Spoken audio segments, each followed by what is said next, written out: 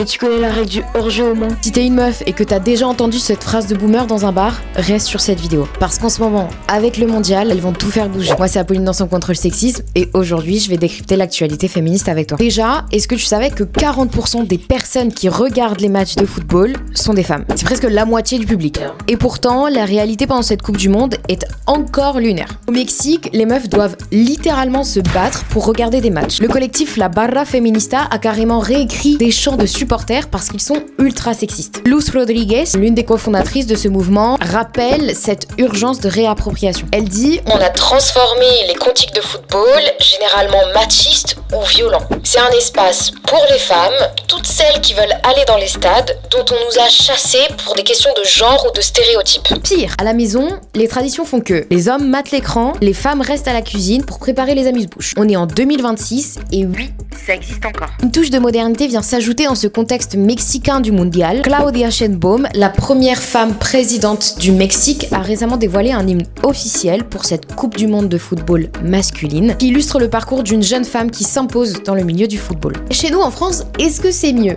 Eh bien, pas vraiment. Entre les remarques déplacées dans les bars et le manque de légitimité, regarder un match quand on est une femme, c'est parfois un parcours du combattant. Et c'est là que ça bouge. Pour ce mondial, l'association Her Game to France a mis en place un dispositif antisexiste à destination des bars, des fan zones et de tout lieu qui souhaiterait diffuser des matchs de foot. L'objectif principal est de mobiliser un maximum d'établissements partenaires pour rendre visible ce dispositif pendant la Coupe du Monde et après. Concrètement, les établissements partenaires doivent mettre en place des actions simples et concrètes telles que afficher leurs engagements contre les VSS, mettre à disposition un formulaire de signalement via un QR code que l'association a créé, sensibiliser leur personnel à l'accueil, à l'écoute et à la prise en charge des victimes, proposer, lorsque c'est possible, des protections hygiéniques gratuites sur place et enfin, organiser ou accueillir des temps forts labellisés Her Game 2 pendant toute la compétition. Il y a déjà de très bons retours. Certains établissements sont déjà bien avancés sur le sujet, parfois formés avec des dispositifs comme Angela. D'autres établissements ne sont pas encore structurés sur ces questions, mais sont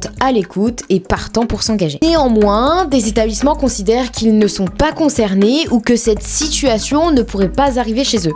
À ce jour, Her Game 2 France compte déjà 20 établissements partenaires partout en France, à Bordeaux, à Auxerre, à Metz, à Grenoble, à Saint-Étienne, etc. Et pour replacer l'objectif de cette association à notre sujet, VSS ne concerne pas seulement les tribunes, mais aussi tous les espaces où le sport se vit, se regarde et se célèbre.